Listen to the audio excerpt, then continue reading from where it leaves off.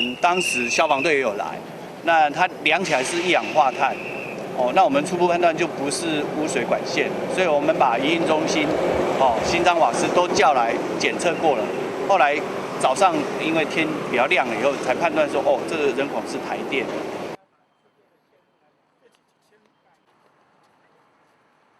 即摆请台电者积极爱定查明原因。目前是没有后续这个安全的问题但是就是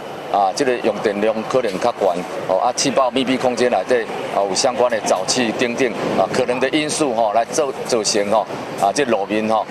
这个气爆的这个情形这影响到咱不管是路人、行人还是咱附近的厂商甲住户的安全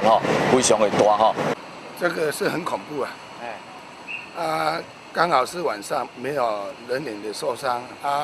这个工厂的守卫及时通报消防单位跟警察单位来处理。咱会知工厂区出入的人是这么啊侪车人拢足侪咱会知讲，如果这若是离血时那真的车辆人员的损失一定会很惨重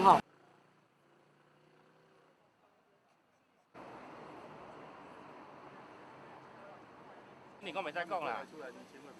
原因很多了因为可能底下有沼气或是有其他的气体了然后可能发生一些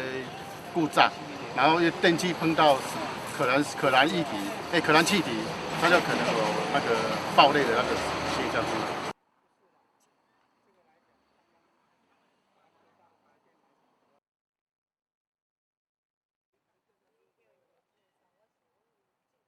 它会不会因为昨天可能假日的时候，它使用的电量比较